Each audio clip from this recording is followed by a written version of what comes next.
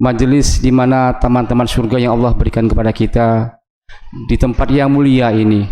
Bapak Ibu jamaah yang Allah muliakan, pada malam hari ini kajian rutin kita kembali akan diisi oleh Ustadz kita, guru kita Ustadz Rifi Hamdani Hafizahullah Ta'ala, akan membahas hadis yang ke-64, yaitu kesabaran yang sesungguhnya. Kesabaran sesungguhnya. Mari sama-sama kita dengarkan, dan kembali kami menghimbau kepada jamaah sekalian untuk bisa merapat ke depan jamaah sekalian, untuk dekat dengan ustadznya, tidak di belakang. Kalaulah ada kamera itu di belakang, karena memang mengambil posisi yang di belakang yang pas.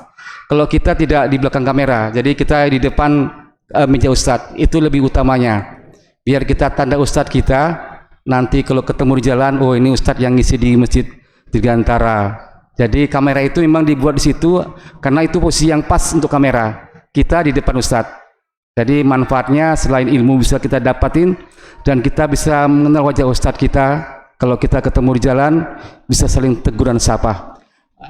Dan kami mengimbau kepada anak-anak yang di belakang, selama kajian untuk permainannya tidak melewatin pagar pembatas yang telah dibuat oleh DKI Masjid. Tetap di daerah areal masjid, tidak keluar dari batas pagar yang telah dibuat DKM. Demikian, tafadhol pada Ustadz, waktu di tempat kami persilahkan.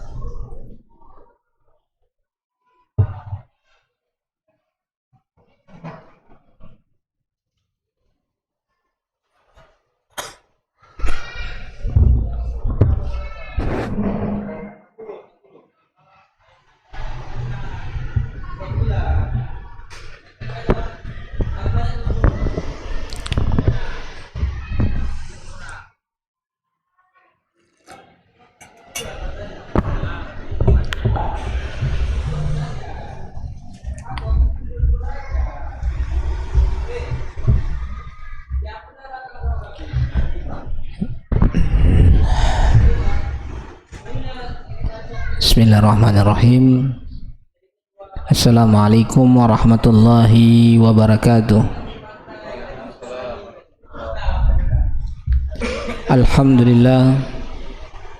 Alhamdulillahi wassalatu wassalamu ala rasulillah wa ala alihi wa ashabihi wa man tabi'ahum bi ihsanin ila yaumiddin, amma ba'd. Yaqulullahu ta'ala fi kitabil karim, ya ayyuhallazina amanu taqullaha haqqa tuqatih wa la tamutunna illa wa antum muslimun. Allahumma salli wa sallim ala abdika wa rasulika nabiyina Muhammadin wa ala alihi wa ashabihi ajmain. Jamaah kaum muslimin, a'azani Allah wa iyyakum. Alhamdulillah, kembali di malam hari ini Allah Subhanahu wa taala memudahkan pertemuan kita untuk melanjutkan kajian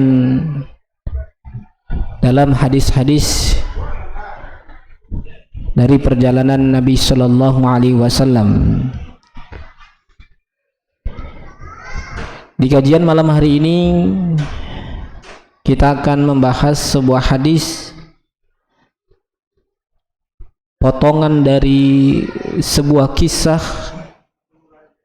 yang disebutkan oleh Al-Imam Bukhari di dalam kitab sahihnya. Dan hadis ini juga dibawakan oleh Al-Imam An-Nawawi di dalam kitab Riyadhus Shalihin bab sabar, dari sahabat Anas ibni Malik, menceritakan kepada kita kisah Nabi Shallallahu Alaihi Wasallam berpapasan bertemu dengan seorang ibu-ibu yang lagi nangis di samping kuburan. Kenapa ibu tadi ini berada di samping kuburan dan sedang menangis? Karena baru saja ia kehilangan orang yang dia sayangi dan dia cintai, yaitu anaknya. Dan inilah seperti ini jemaah. Terkadang hidup Allah Subhanahu wa taala berikan sebuah cobaan terhadap diri kita. Cobaan tadi ini beragam. Ada orang yang ditimpa sakit yang lama sekali, yang gak kunjung sembuh. Ada cobaan yang Allah berikan kepada seorang dari sisi pekerjaannya, memiliki bos yang galak. Ada yang orang mendapatkan cobaan dari sisi keluarga yang dia sayangi, memiliki orang tua yang gak pengertian kepada anaknya, memiliki seorang istri yang susah diatur, memiliki suami yang egonya sangat luar biasa. Dan terkadang Allah Subhanahu wa taala memberikan cobaan kepada diri kita dari sisi Allah mengambil hal-hal yang kita sayang dan kita cintai jemaah. Dan ini yang paling berat. Dan ini yang paling berat. Tak kala Allah Subhanahu wa taala mengambil sesuatu yang kita sayangi dan yang kita cintai. Dan ini yang namanya proses hidup. Ini merupakan warna-warni kehidupan. Setiap manusia akan merasakan kesedihan, rasa lapar, ketakutan, galau. Allah Subhanahu wa taala berfirman di dalam Al-Qur'an, "Walanabluwannakum bisyai'im minal khaufi wal ju' wa naqsim minal amwali wal anfusi was samarat." Kami akan beri ujian kepada kalian bisyai'in, sedikit aja jemaah. Bisyai'in. Allah enggak mengatakan bil asya. Allah mengatakan bisyai'in, sedikit aja cobaan yang Allah berikan. Bisyai'im. Apa syai'i tadi itu? Yang sedikit itu apa? Bisa dari segi ketakutan. Ketakutan ini apa? Dalam masalah masa depan, karir, kehidupan, pernikahan, pekerjaan, anak, pendidikan, dan terus ada kekhawatiran-kekhawatiran dalam diri kita jemaah. Kedepannya ini bagaimana ya? Apa caranya? Apa solusinya? Seorang yang tidak kunjung mendapatkan pekerjaan, dia terus memikirkan nasibnya. Seorang yang tidak kunjung mendapatkan kenikmatan dari Allah Subhanahu wa taala berupa harta, rumah, tahta, terus memikirkan. Ketakutan tadi ini Allah berikan. Walju, kelaparan. Allah sebut kelaparan ini merupakan pokok utama. Kenapa? Karena orang lebih takut lapar daripada takut mati jemaah ya. Bahkan Nabi sallallahu alaihi wasallam mengatakan kadal faqru ayyakuna kufran. Sampai-sampai faktor seorang yang menjadikan dia itu kufur karena adalah status sosial, kemiskinan, kekurangan. Walju wa naqsim minal amwali wal anfusi was samarat. Kurangnya harta, kurangnya buah-buahan, kurangnya pangan, kurangnya finansial, itu akan membuat kita sedikit takut dan khawatir. Tapi kata Allah Subhanahu wa taala, di balik ujian, di balik musibah tadi, wa basyiris sabirin. Ada kabar gembira, ada secercah kegembiraan bagi mereka yang sabar. Demikianlah di balik kisah yang kita akan baca ini, Seorang ibu-ibu sedang menangis di samping kuburan anaknya yang baru saja meninggalkan dia, jemaah. Siapa yang sanggup? Siapa yang sanggup berpisah dengan orang yang dia sayangi? Kesedihan luar biasa pastinya. Siapa yang bisa bersenang di balik berpisahnya seorang? Seindah-indahnya perpisahan, jemaah, tapi tetap yang namanya perpisahan itu sangatlah menyakitkan, jemaah. Akhirnya apa? Dia menangisi anaknya di samping kuburan, terseduh-seduh, ya. Nabi SAW lewat. Seketika itu Nabi lewat melihat ada perempuan, ibu-ibu yang lagi menangis di samping kuburan. Oleh karena ini dilihat Nabi SAW, isak tangisnya beliau ini sudah tinggi, jemaah, ya. Kan kita tahu ya, yang namanya menangis ini ada beragam dan macamnya, tak kalah mendapatkan musibah, jemaah.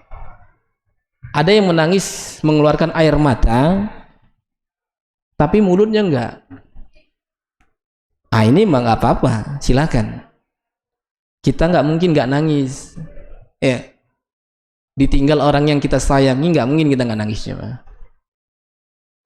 Ada yang jenis menangis juga, tapi dengan praktek mulut. Demikian juga perbuatan, ya. Contohnya tampar-tampar pipi, atau jambak-jambak rambut. Ya Allah, kenapa kau ambil dia, ya Allah, kan gitu. Sambil dia meratapi, jemaah, ya, sambil dia nangis. Ada yang menangis sambil megang baju, kerah baju, disobeknya, jemaah. Jenis tangisan ini, ya, ada yang dilarang di dalam Islam, yang tidak diperkenankan di dalam Islam, sampai dalam kategori an-niyah. Buka tangisan yang menyebabkan seorang mayit tadi diazab, jamaah. Nauzubillah. Makanya Nabi itu nggak ingin ibu tadi ini menangisi anaknya, sehingga dengan tangisan ibu tadi ini anaknya disiksa, jamaah. Tapi kalau kita nangis, jamaah, nangis, ya, kita menangis mengeluarkan air mata, Nabi pun menangis, jemaah. Nabi pun menangis, tak kalah kehilangan anak yang dia sayangi, yang dia cintai, apalagi lagi lucu-lucunya, ya, lagi gemes-gemesnya, di usia 2 tahun lebih sang anak hidup, ya. Yang kita tahu, jemaah, Nabi SAW tidak ada satupun keturunan Nabi dari kalangan laki-laki hidup, nggak ada.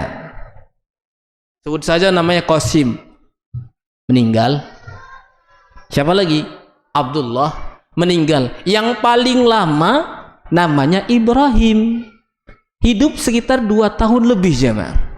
Itu pun meninggal di pangkuan Nabi SAW. Di sisa detik-detik nafasnya, ya, Nabi gendong dia, jemaah. Nabi gendong Ibrahim dengan nafas-nafas yang terakhir, akhirnya meninggal di pangkuan Nabi SAW. Nabi menangis, mengeluarkan air mata. Ditanya oleh Sa'ad bin Mu'adz pada waktu itu, "Ya Rasulullah, ma hazihi?" Ya Rasulullah, apa ini air mata ini? Kau menangis juga? Kata Nabi SAW, "Innal aina tadma wal qalb yahzan wala naqulu illa bima yarda rabbi." Kata Nabi SAW, mata ini mengeluarkan air mata, maksudnya aku bersedih. Sampai kata Nabi SAW, "Inna bifirakika ya Ibrahim lamahzunun."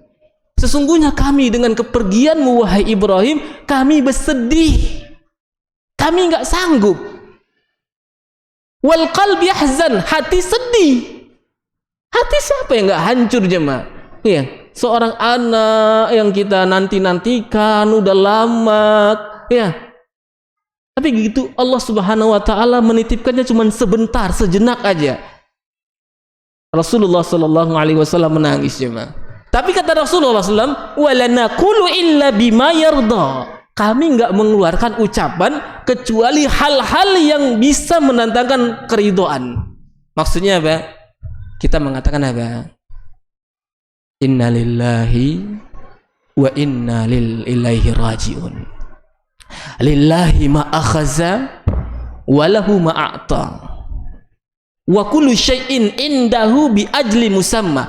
Fasbir wahtasib. Tanpa ada harus ururingan, tanpa kita mengoyak baju, yang mana Nabi Shallallahu Alaihi Wasallam mengingatkan para wanita yang melakukan perbuatan niyaha, tangisan-tangisan, jeritan-jeritan, yang mana mengklaim di hadapan Allah Subhanahu Wa Taala, mereka nggak terima nih. Kenapa kau ambil buah hati aku? Kenapa kau ambil suamiku? Kenapa kau ambil orang tersayang dariku? Nah ini diantara kita seperti ini jemaah ya. Kalau kita lihat wanita ya, kadang dia menangis sejadi-jadinya ya. Kadang dia sudah pingsan berapa kali, lagi sadar, pingsan lagi sadar ya. Sampai-sampai orang yang menenangkan dia, sabar ya, sabar. Dia terus berucap ucapan, maka ingat jemaah.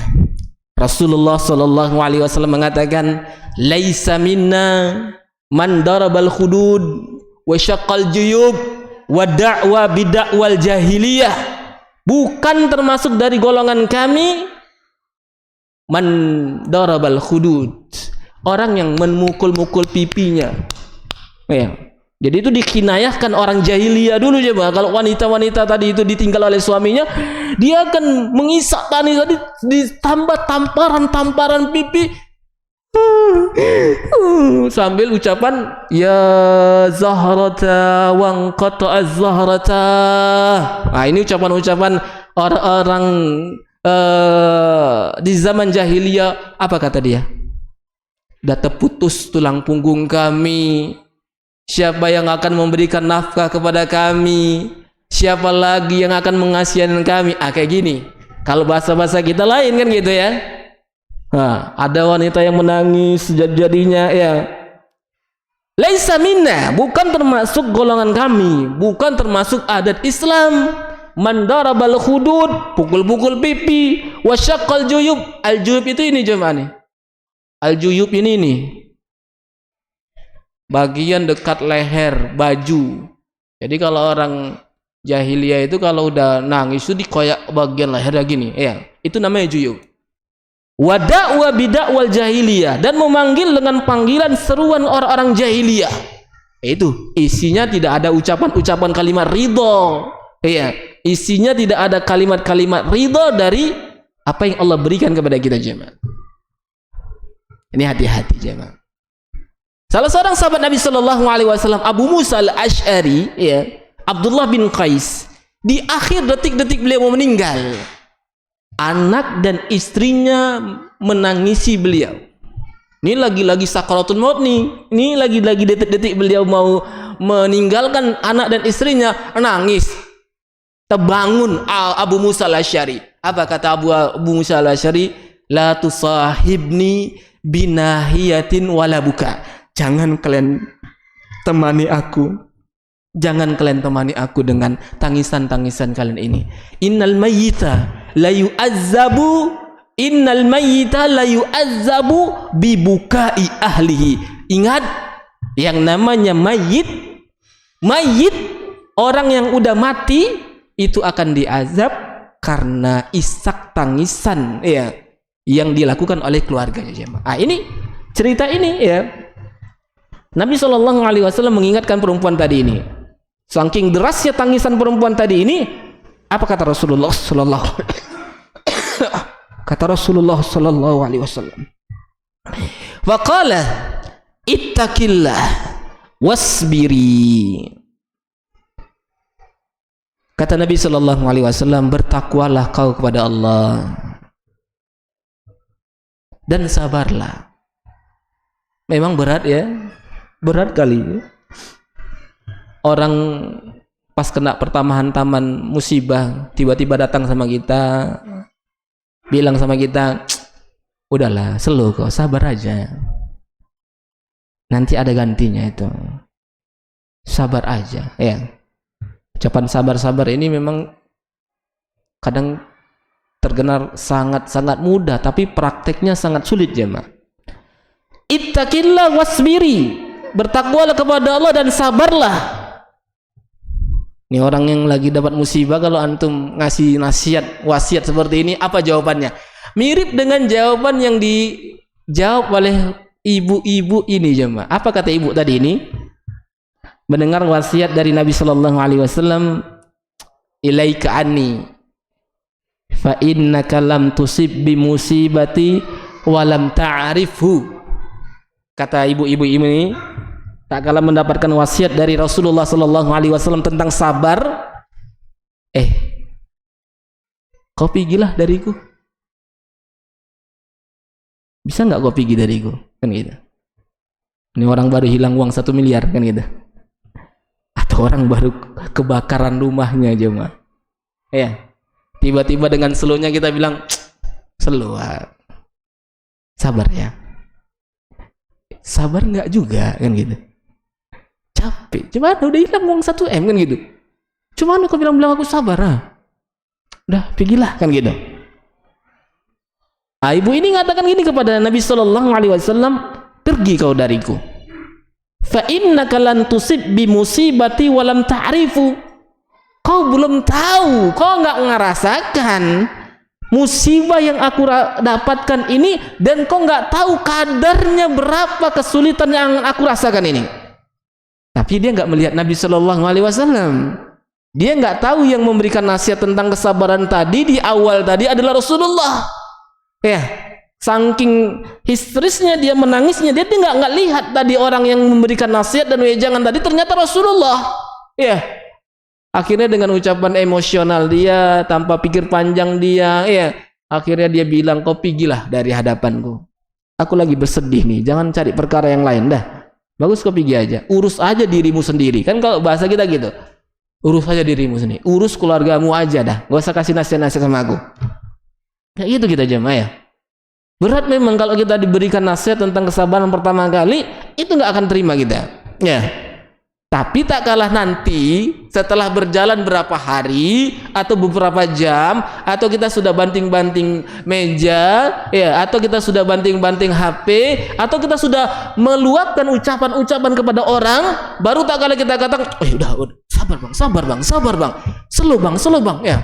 Kita udah kayak gini nih, udah aku sini gua main kita yuk sini ya. Jangan kau tes sabar aku ya. Kayak gitu. Sabar bang. Ya, awak sabarlah kan gitu.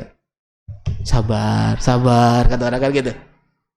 Setelah berlalu ya, akhirnya ibu tadi ini dikasih tahu sama ibu tadi ini. Udah hilanglah tangisan ibu tadi ini, udah redup tangisannya. Akhirnya dibilang sama ibu tadi yang nangis di kuburan tadi, innahu Nabi sallallahu alaihi wasallam. Bu, tadi yang datang itu, yang berikan nasihat tentang sabar tadi itu Nabi loh. Masa ibu ngusir-ngusir Nabi loh, kan gitu bahasanya. Itu Nabi loh tadi ibu. Ya. Hah? Masa Nabi? Iya tadi Nabi.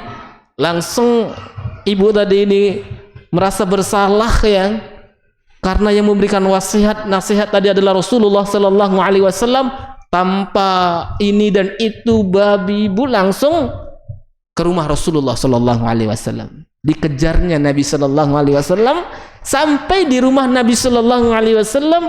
Ternyata tidak didapati di rumah Nabi Sallallahu Alaihi Wasallam penjaga. Jadi kebiasaan Nabi itu biasa ada sahabat-sahabat Nabi yang memang suka rela menjaga rumah Rasulullah Sallallahu Alaihi Wasallam di hadapannya. Di depannya itu ada penjaga 1 sahabat, 2 sahabat. Ternyata pada waktu itu nggak ada. Langsung ketemu Nabi Sallallahu Alaihi Wasallam. Faqalat lam a'rifka. Kemudian ibu itu mengatakan kepada Rasulullah Sallallahu Alaihi Wasallam, ya Rasulullah, lam a'rifka, aku nggak tahu Ternyata yang datang tadi memberi nasihat adalah kau. Ya, ternyata yang memberikan nasihat adalah dirimu. Aku nggak tahu. Di situ Nabi Shallallahu Alaihi Wasallam mengatakan kepada ibu tadi, innamas sabru inda sadmatil ula. Kata Rasulullah Shallallahu Alaihi Wasallam, Bu, yang namanya sabar itu, yang hakikat sabar itu sesungguhnya adalah ketika ibu mendapatkan awal pertama musibah. Itulah hakikat sabar, jemaah. Sabar sesungguhnya adalah pertama kali kau mendapatkan hantaman musibah. Ini yang harus kita perhatikan, jemaah. Kita bisa dikategorikan orang yang sabar. Sabar itu merupakan cahaya. Sabar itu merupakan pelindung bagi kita. Kapan dia? Pertama sekali kita mendapatkan musibah. Kalau kita sudah uring-uringan, kalau kita sudah ngomel-ngomel, kalau sudah kita melakukan sesuatu, kalau kita sudah ini dan itu, kemudian kita mengatakan aku sabar, ini bukan kesabaran, jemaah. Makanya sangat berat sekali kita untuk masuk ke level orang yang sabar. Sangat berat sekali kalau kita masuk ke level yang seperti ini, jemaah. Makanya para salaf, para ulama kita membagi kesabaran itu ada 3 jenis tingkatan, jemaah. Di tingkatan berapa yang kita akan bisa masuk di sini, jemaah?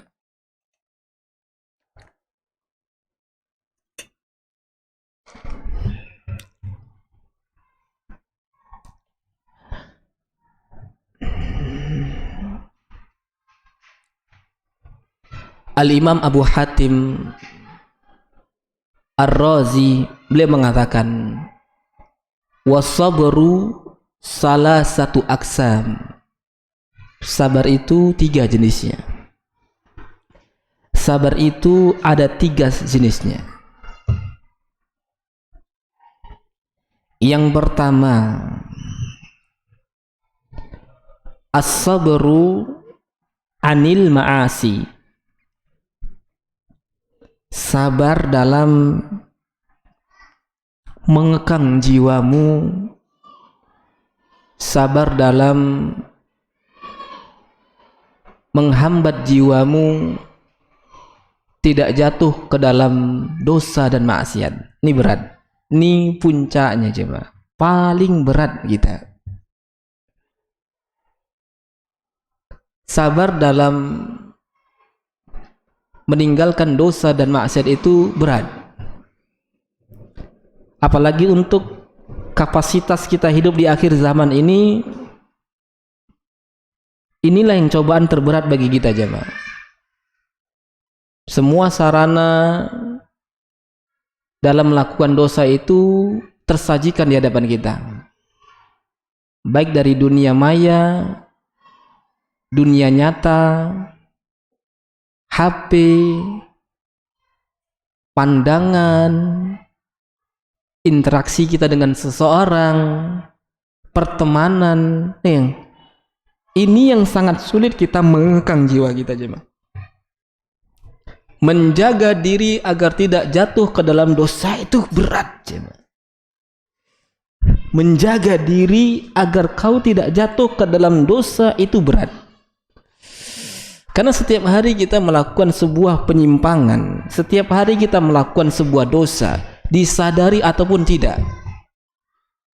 Makanya Allah Subhanahu wa Ta'ala jadikan salat dan sabar sebagai kunci dari jawaban agar kita bisa melalui segala kesulitan ini, jemaah.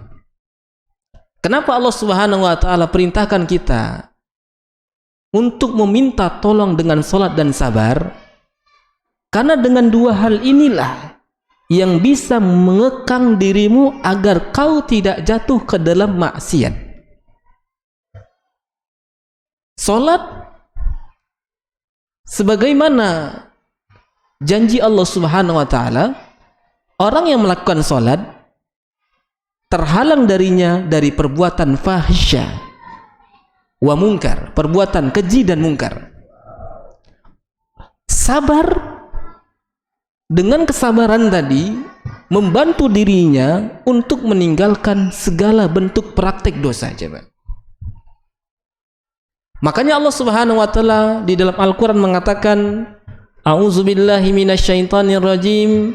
Ya ayyuhallazina amanu ista'inu bis-sabri was-salah. Ya ayyuhallazina amanu ista'inu bis-sabri was-salah. Wahai orang-orang beriman, minta tolonglah kau. Minta tolonglah kau dengan dua hal. Apa itu? Sabar dan salat. Karena orang yang sabar, dia akan terpending darinya untuk melakukan dosa. Karena dia tahu janji Allah itu pasti. Dia kekang syahwatnya, dia kekang pandangannya, dia jaga telinganya, dia jaga mulutnya meskipun berat, ya. Apalagi dalam konteks kita ngata-ngatai orang, ini paling enak jemaah, ya. Cerita orang yang paling enak, nggak ada titik temunya, ya. Dari A sampai Z, majelis kopi yang telah kita duduk di situ putus semuanya jemaah, ya.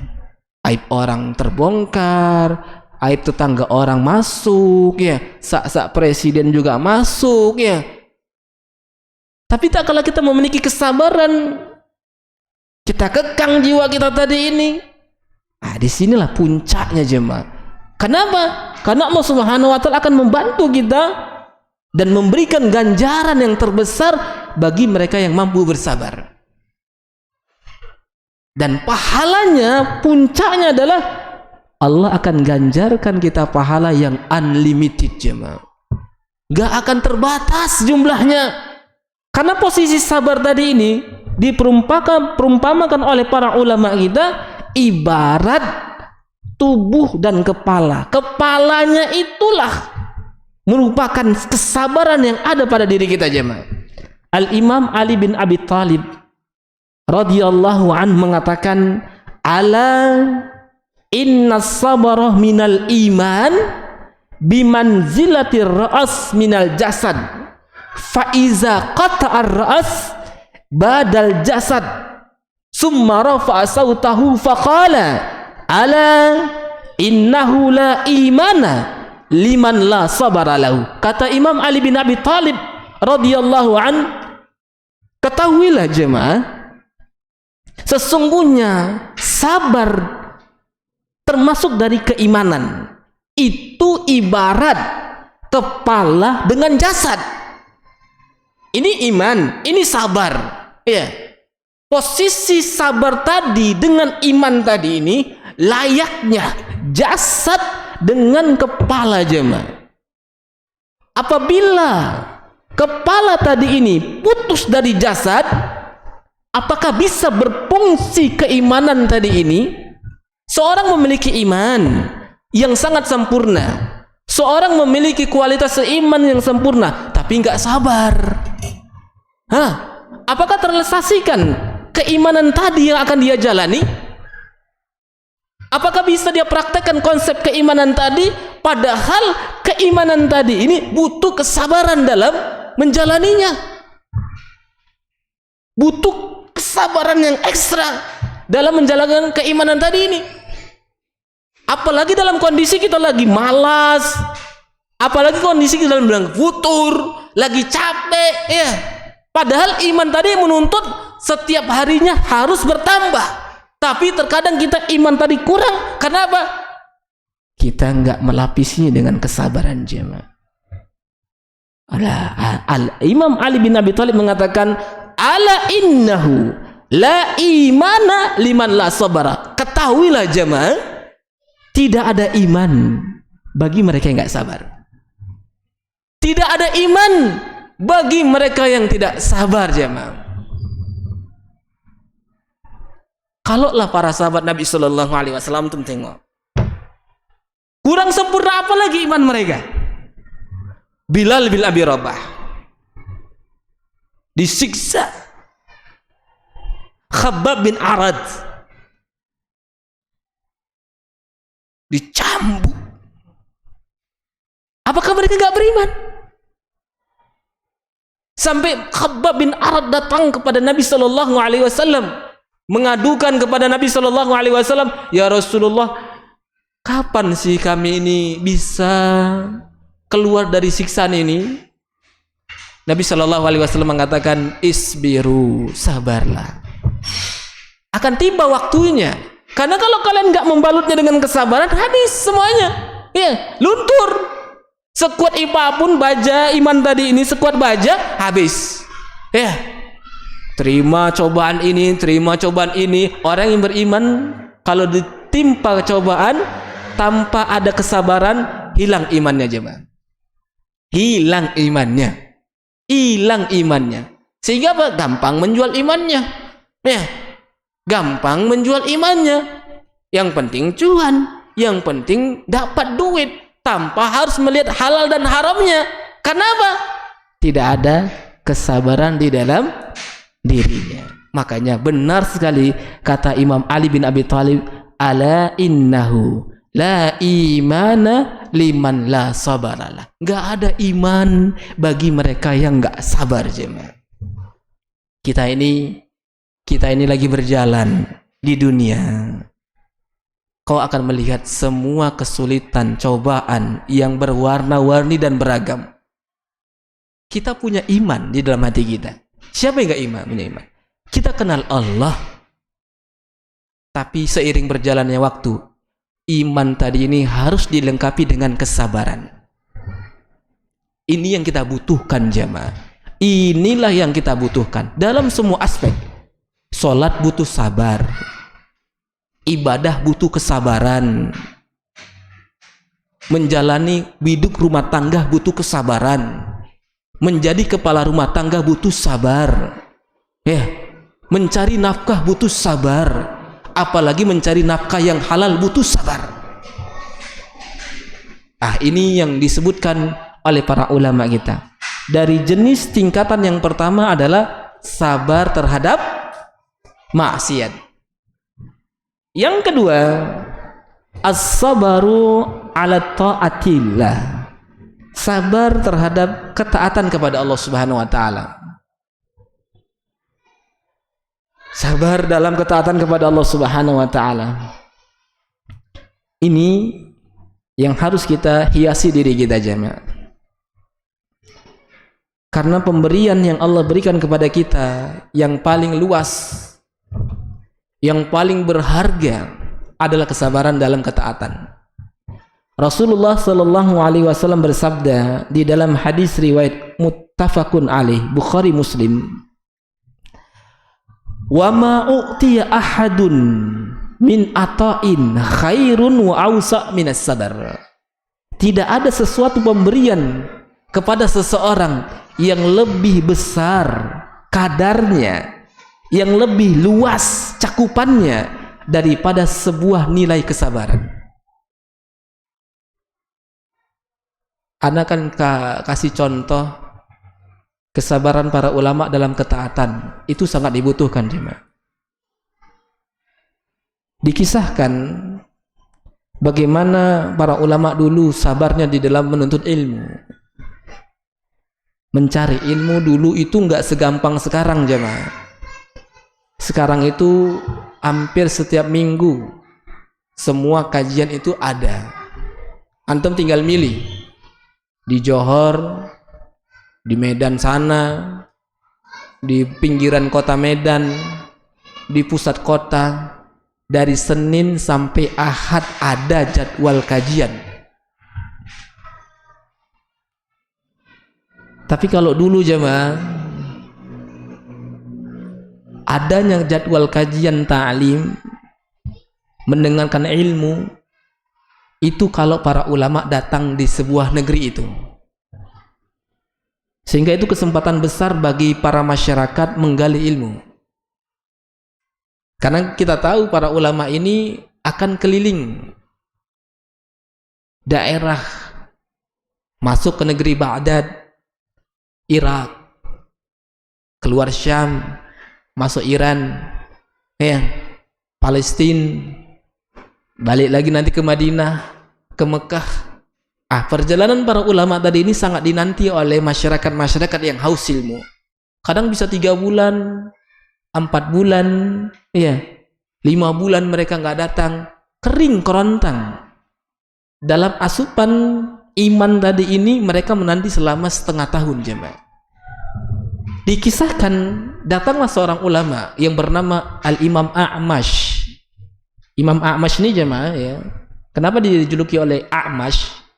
Karena matanya itu buta, picek, dan kondisi badannya itu nggak sempurna, ya. Jadi para ulama itu fisiknya itu nggak ada yang sempurna, nggak ada yang glowing, ya, nggak ada yang keren, tampan, nggak, kurang dari standar. Buka majelis ilmu beberapa hari, dan kebiasaan beliau, maaf sakab, karena dia buta, dia sering meludah sebelah kiri. Beliau sering meludah sebelah kiri. Qala Imam Bukhari haddatsana, ya, dia akan sebutkan beberapa hadis, ratusan hadis, tapi tadi ada spasinya. Spasi ngapain? Ngeludah.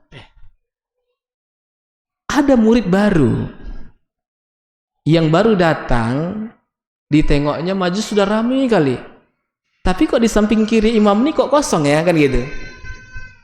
Ya, style-style anak murid baru, cocok nih kan, ambil duduk di sebelah kiri jemaah, pas dekat syekh katanya.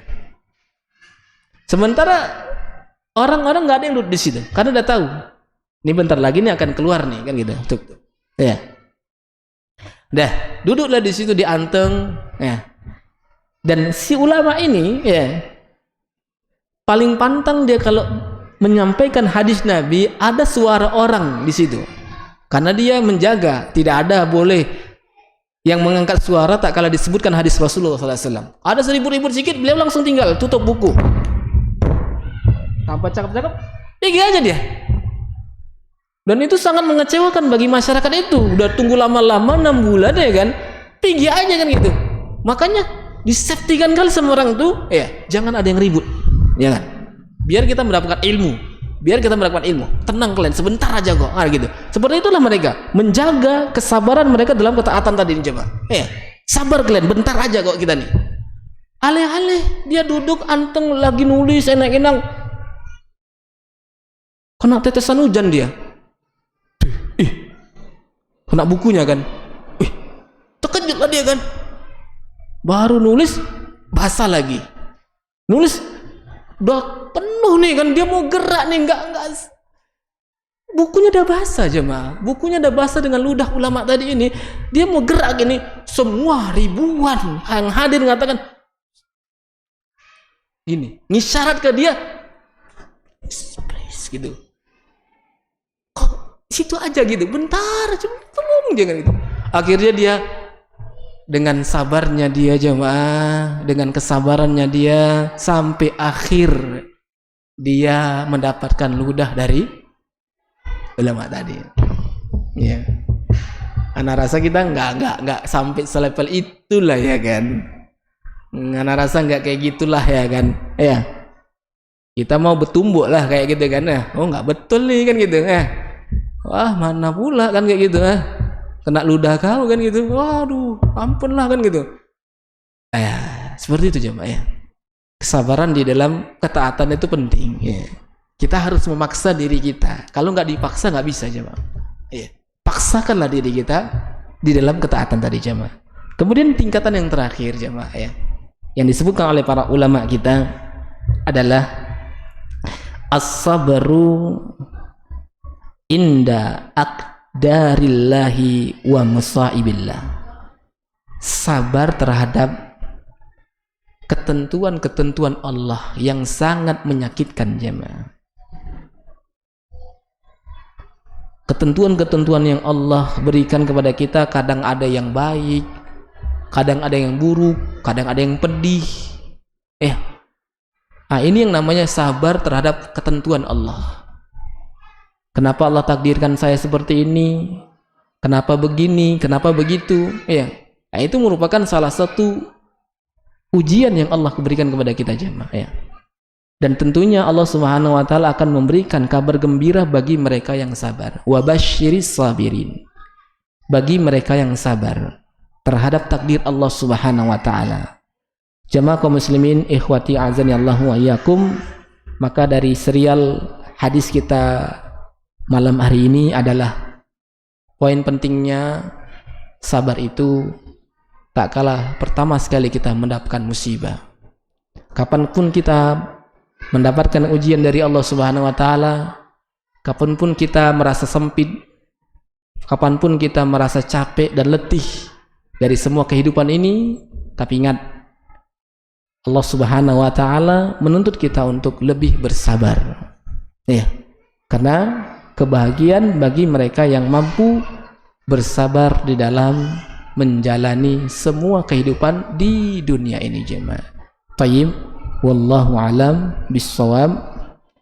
Kita cukupkan dulu kajian kita sampai di sini. Insyaallah kita akan lanjutkan pada kesempatan yang akan datang dengan izin Allah Subhanahu wa taala, masih membahas seputar hadis-hadis Nabi sallallahu alaihi wasallam. Barakallahu fikum. Kita cukupkan dulu sampai di sini dengan doa kafaratul majlis. Subhanakallahumma bihamdik asyhadu an la ilaha illa anta astaghfiruka wa atubu ilaik. Wa akhiru da'wana anil hamdulillahi rabbil alamin. Assalamualaikum warahmatullahi wabarakatuh.